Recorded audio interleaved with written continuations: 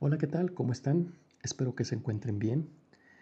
No quería dejar el término de año sin poder subir nuevo contenido, el cual la verdad va a estar bastante productivo, bastante, ¿cómo decirlo?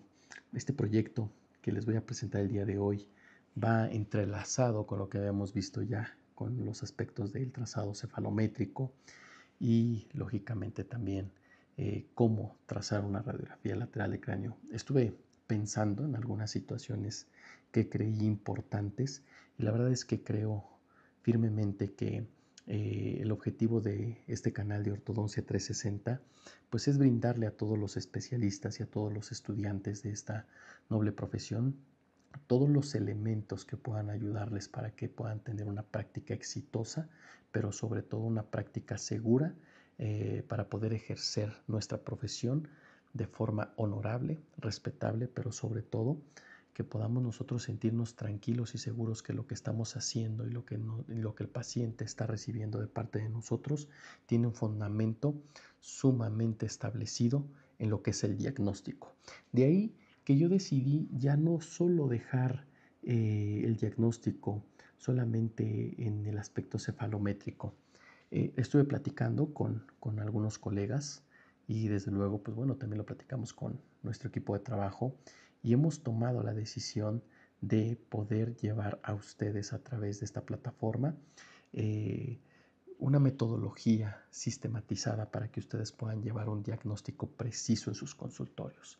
Para eso, pues bueno, vamos a iniciar explicando en este video cuáles son los ejes del diagnóstico en ortodoncia y por qué son tan importantes que nosotros podamos entenderlos para posteriormente poder sistematizarlos y poderlos aplicar en nuestro consultorio. Bien, para ello, pues bueno, vamos a iniciar con los 4 ejes. Estos 4 ejes, pues bueno, desde luego es el eje clínico o la inspección clínica, el eje cefalométrico, que pues bueno, ya no tan solo es cefalométrico, y podríamos estar hablando también de craniométrico o craniometría. Esto derivado, pues bueno, de los auxiliares del diagnóstico, tales como el CBCT.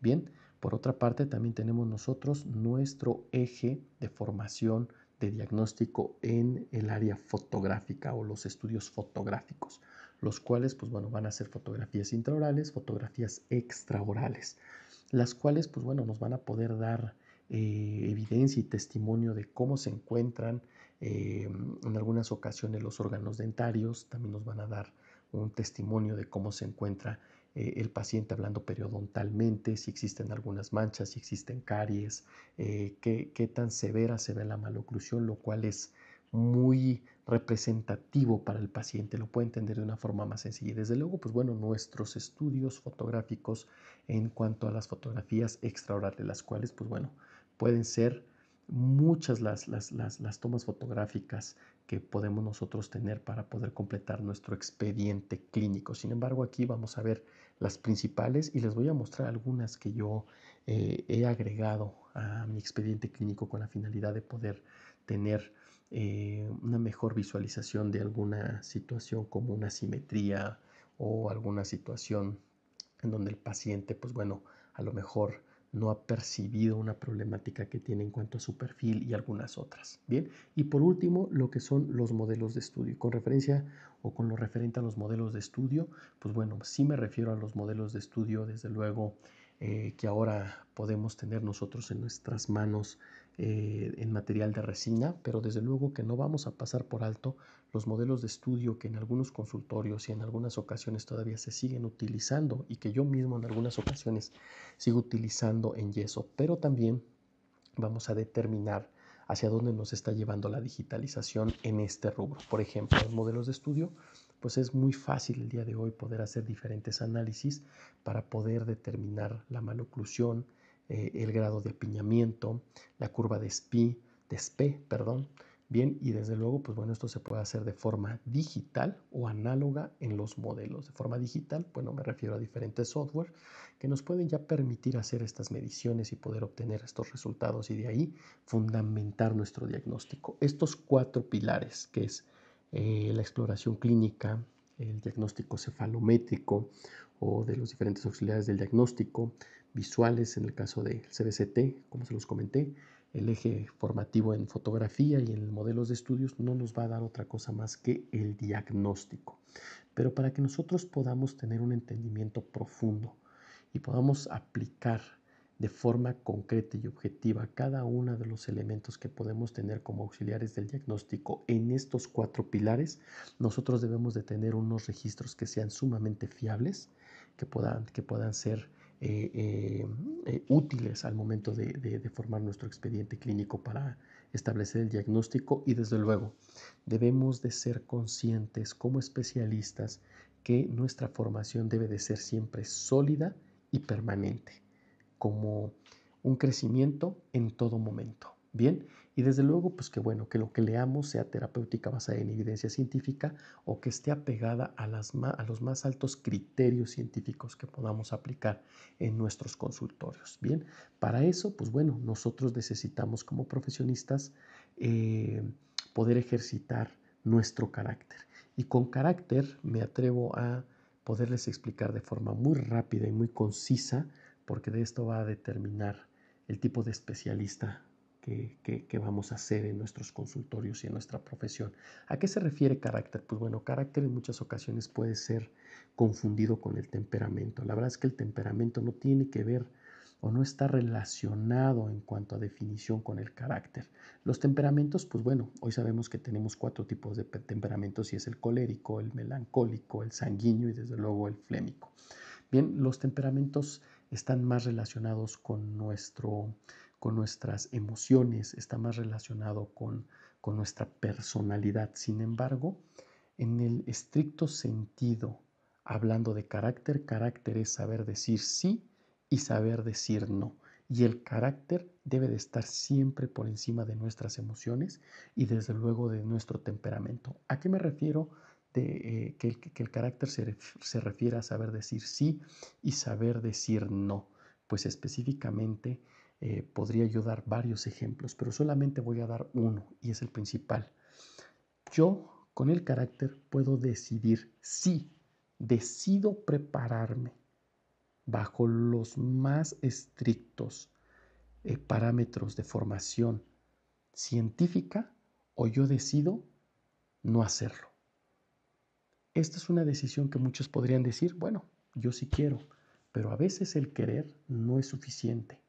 Nosotros tenemos que tener una disciplina para poder llevar a cabo una metodología y que esta metodología nos pueda llevar a una sistematización y que todo el tiempo nosotros estemos mejorando nuestra práctica clínica. Para eso se requiere tener carácter, porque en muchas ocasiones nosotros tenemos que dejar fiestas, tenemos que dejar algunas convivencias familiares, porque tenemos que salir a algún congreso en fin de semana, porque tenemos que dedicarle algún tiempo por las noches para poder nosotros obviamente leer a lo mejor algún artículo o alguna información que sea necesaria para poder resolver algún caso clínico. Esto es carácter, porque al final yo decido si leo el artículo o no lo leo. Tener carácter es saber decir sí y saber decir no. Bien, y obviamente nuestro carácter tiene que estar por encima de nuestro temperamento, porque en muchas ocasiones nuestro temperamento nos puede llevar a la toma de decisiones las cuales no pueden estar fundamentadas en el carácter y esto puede ser totalmente desastroso. Bien, todos nosotros tenemos algún tipo de temperamento y los temperamentos la verdad es que nos sirven también para poder identificar por qué en algunas ocasiones actuamos de cierta forma ante, ante situaciones de la vida, ante situaciones en el consultorio, ante situaciones en nuestra casa, ante situaciones con nuestros compañeros. La verdad es que es un tema bastante amplio, creo yo hoy firmemente, desde que fui docente a nivel posgrado, que lo único que puede hacer que un profesionista salga con una preparación lo suficientemente buena para poder enfrentar los diferentes retos que enfrentamos en los consultorios o en los hospitales es la formación de carácter.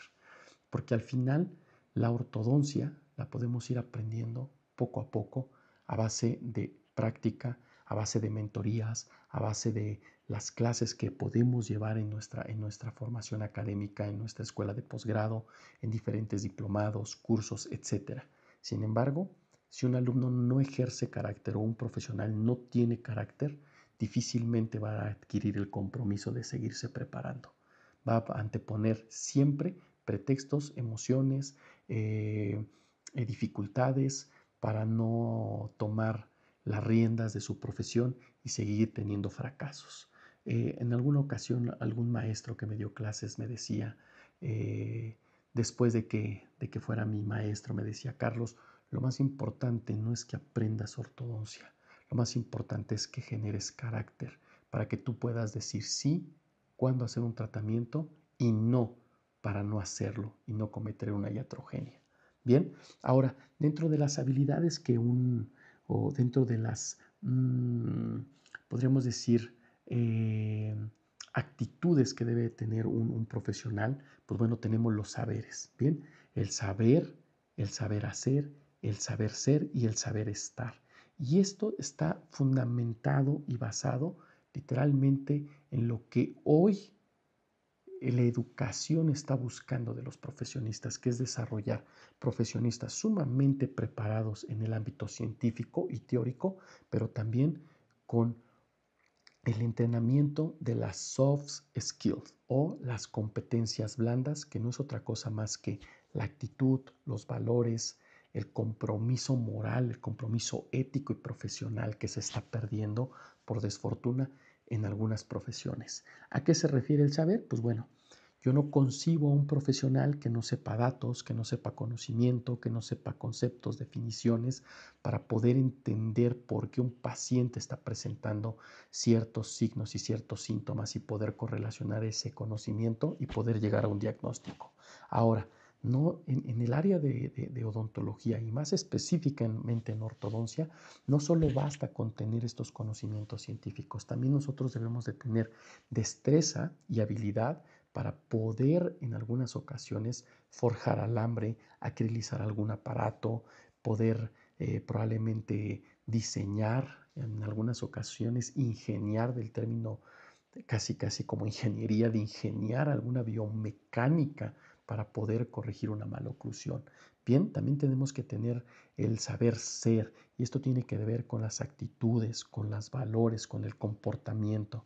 En muchas ocasiones podemos encontrarnos profesionistas que tienen un alto conocimiento científico, tienen mucha destreza y muchas habilidades, pero no tienen valores, no tienen soft skills, no son íntegros, mienten, en algunas ocasiones llegan a tener comportamientos poco éticos y profesionales. Y la verdad es que, pues bueno, hoy en día no importa cuánto sepas, hoy podemos tener toda la información en la palma de nuestra mano a través de nuestro celular. Bien, la destreza y la habilidad, pues bueno, se puede lograr si tienes carácter, claro está, porque puedes ser disciplinado y puedes estar practicando una y otra vez y al final vas a lograr esa destreza y esa habilidad. Pero si tú no tienes valores y no tienes soft skills, muy difícilmente vas a poder también ser un profesionista que pueda empatizar con los pacientes o con tu entorno de trabajo. Bien, y el otro es el saber estar. Y con esto me refiero a la comunicación interpersonal, que hoy en la ortodoncia moderna es muy importante por, eh, porque englobamos o integramos no tan solo ya el conocimiento ortodóntico de forma aislada, sino que ahora nos hemos convertido en profesionales que debemos de hacer referencias y contrarreferencias con diferentes áreas médicas y también diferentes áreas de la odontología. Sin embargo, en muchas ocasiones esta comunicación o esta falta de comunicación interpersonal y profesional se puede ver limitada por no estar desarrollando el saber estar. Bien, el trabajo cooperativo también es muy importante. Hoy en día no concibo a ningún odontólogo, mucho menos a un ortodoncista, aislado en cuatro paredes o encerrado en una clínica sin poder tener un trabajo cooperativo con otras áreas correspondientes a la salud, tales como podría ser la otorrinolaringología, la logopedia, la foniatría, la endocrinología, etcétera, por mencionar algunas, ¿no? El trabajo cooperativo no significa solamente que te lleves bien con tu asistente o con la persona que está en recepción en tu consultorio. Va más allá, va en un trabajo cooperativo donde podamos integrar un equipo multidisciplinario de trabajo en el área de la salud para poder resolver casos clínicos complejos. Bien, entonces lo más importante para un profesional de cualquier área, pero hoy me toca hablar del área de la ortodoncia, es el carácter. El carácter tiene que estar por encima del temperamento y las soft skills se deben de desarrollar y se deben de entrenar para que no solo sea un profesional capacitado en el saber y en el hacer, sino también en el ser y en el estar. Bien, ahora, no importa ya hoy en día de qué escuela hayas egresado, no importa en qué filosofía o en qué técnica te hayas formado en esa escuela con referencia a la ortodoncia. La verdad es que hoy esto de poco importa.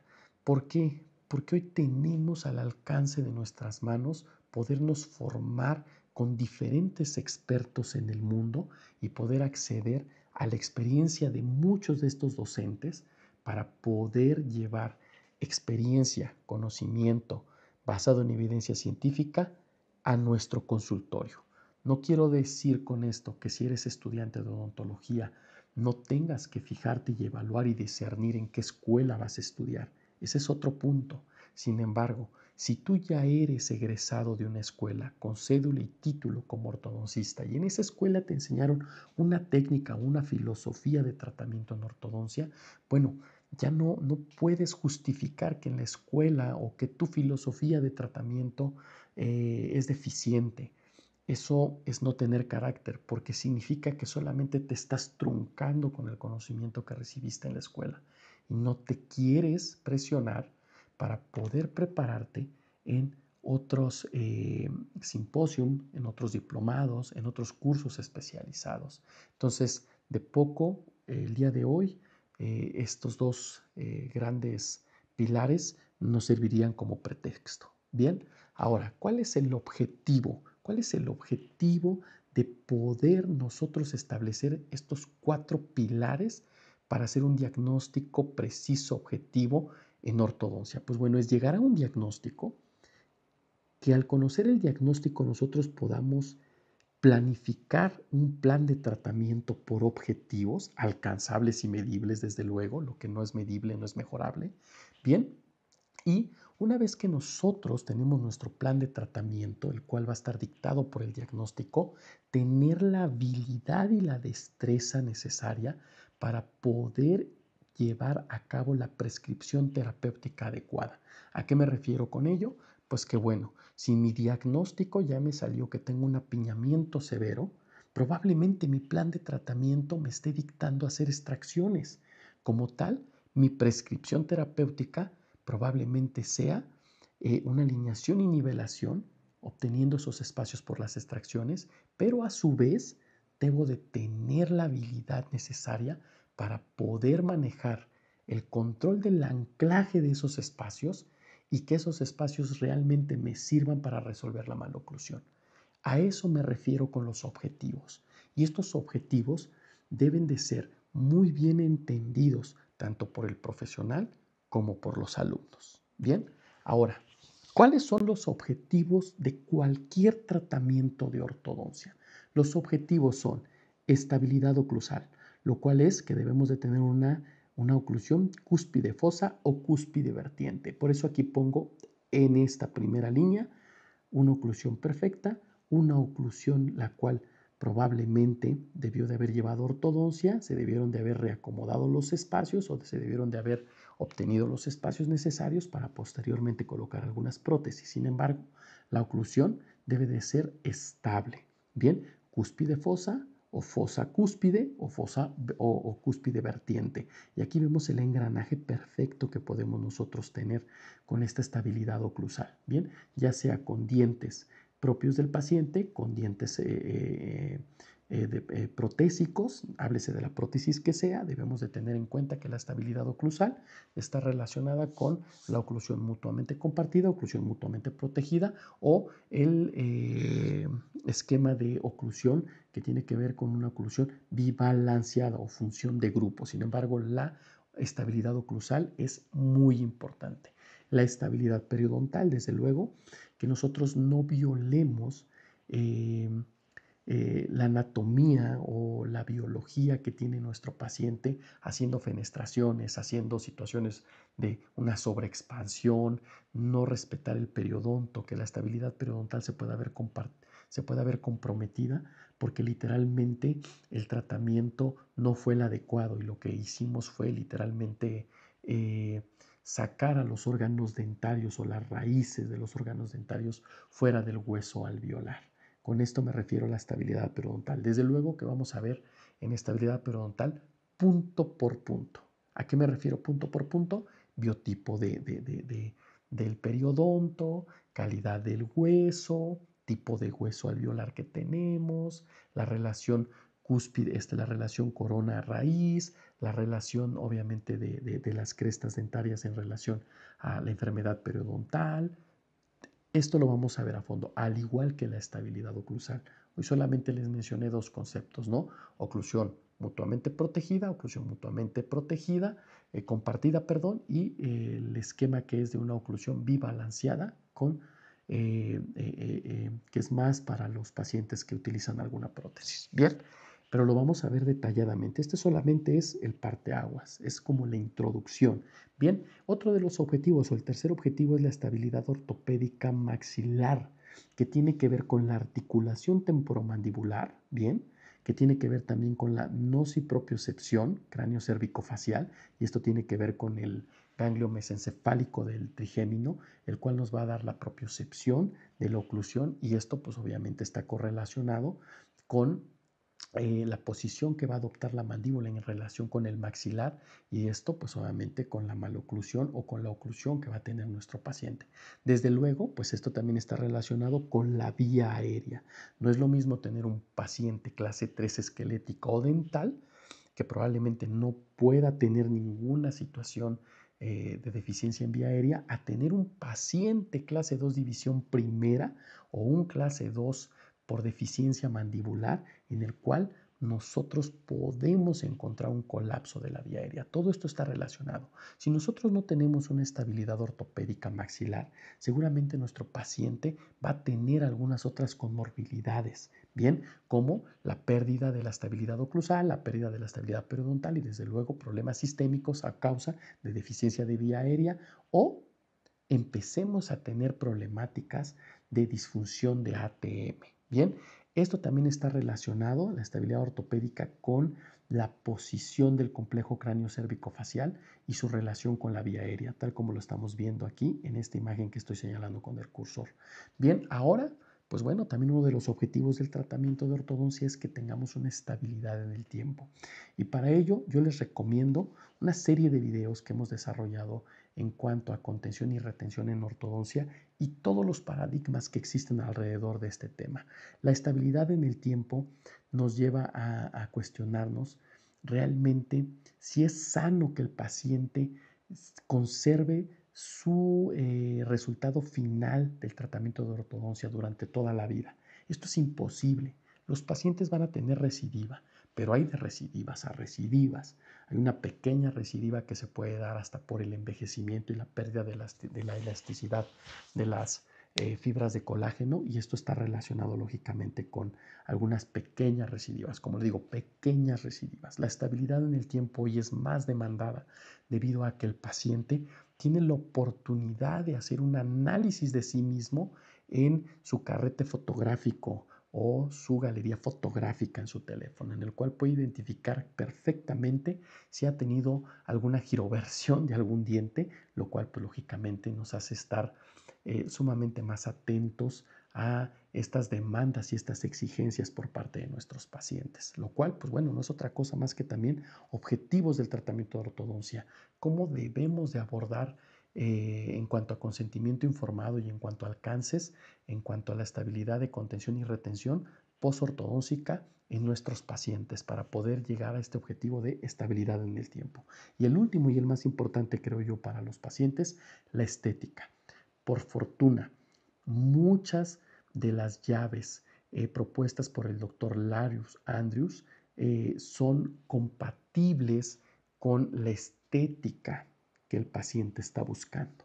Bien, entonces estas son las formas que nosotros o son los objetivos que nosotros debemos de estar buscando siempre en todos nuestros casos clínicos, ya sea que nuestro caso clínico sea una ortodoncia convencional, una ortodoncia como vulgarmente la conocemos, camuflajeada, que depende de extracciones dentarias, ¿bien? O una ortodoncia quirúrgica. Siempre debemos de buscar la estabilidad oclusal, estabilidad periodontal, estabilidad ortopédica maxilar, estabilidad en el tiempo en cuanto a retención y contención, ¿bien? Y la estética. Y pues bueno, esto solamente lo podemos hacer de dos formas, como se los comenté.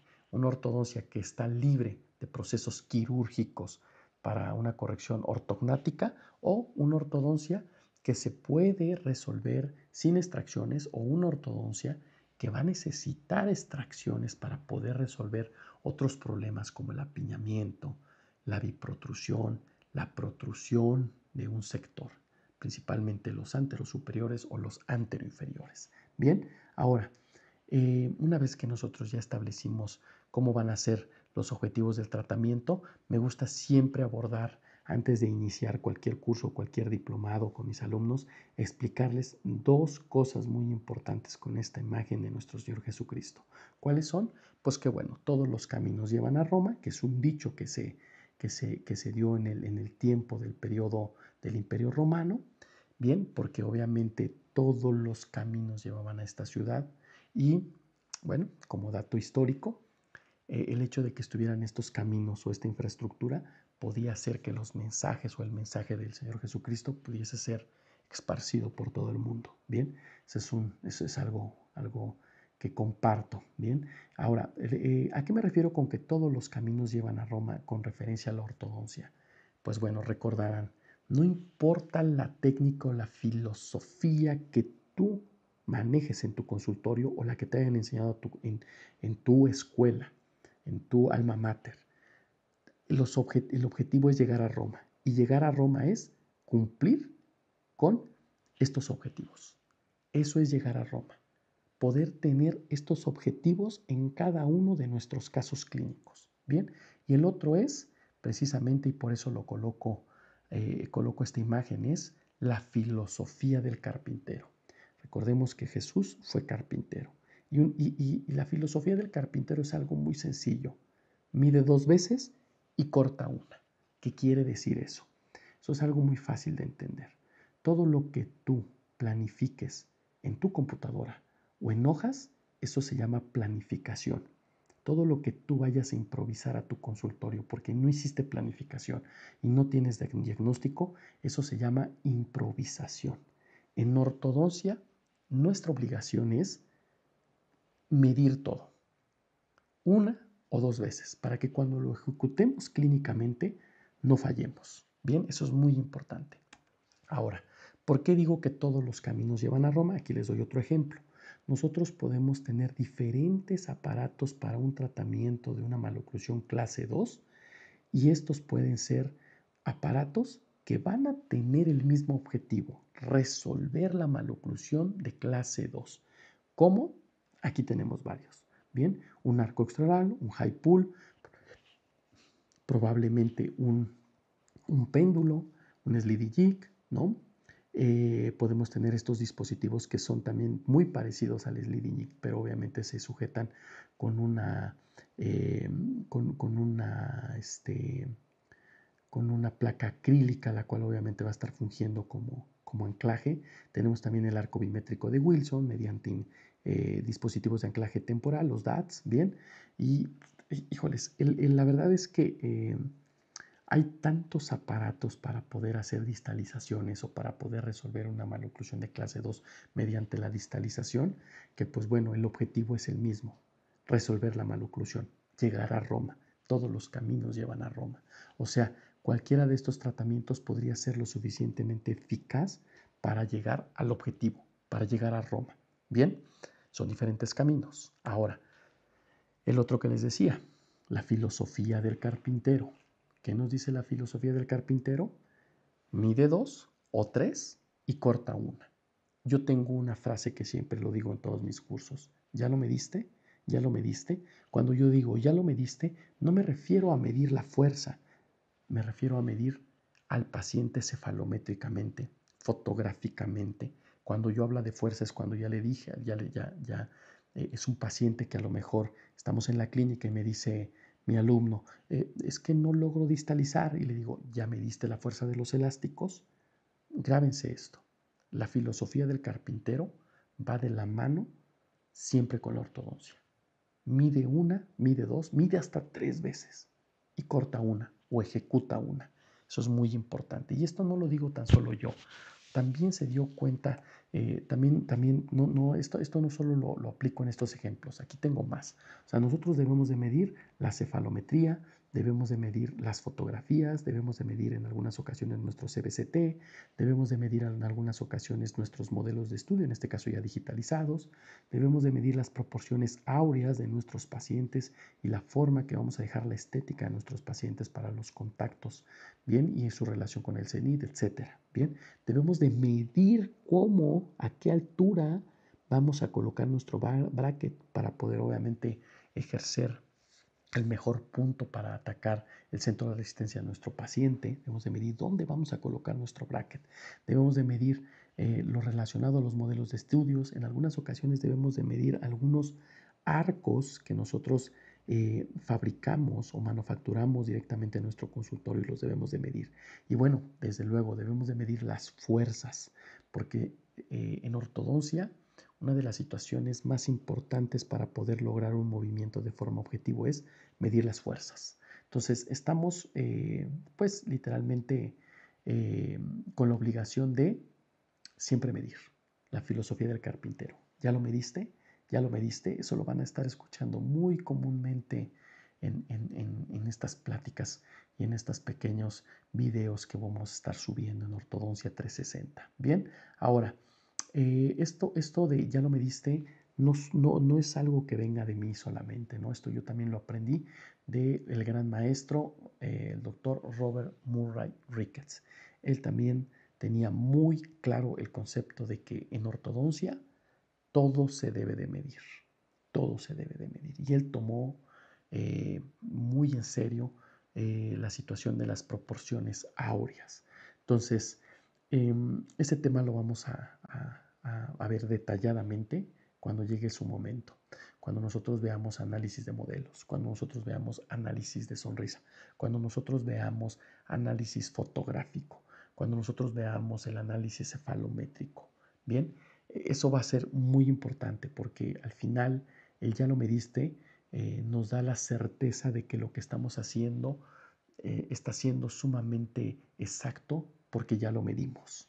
Van a estar escuchando muy comúnmente en esta serie de videos que vamos a desarrollar profundos de diagnóstico. Bien, los invito a que se suscriban al canal, a darle like, sobre todo darle también activación a la campanita para que sean los primeros en enterarse cuando subimos contenido. No olvides que si tienes algún conocido o alguien que le pueda servir también este contenido, no olvides compartirlo para que podamos llegar a más personas con Ortodoncia 360. Ortodoncia con sentido, ortodoncia basada en evidencia científica. Saludos.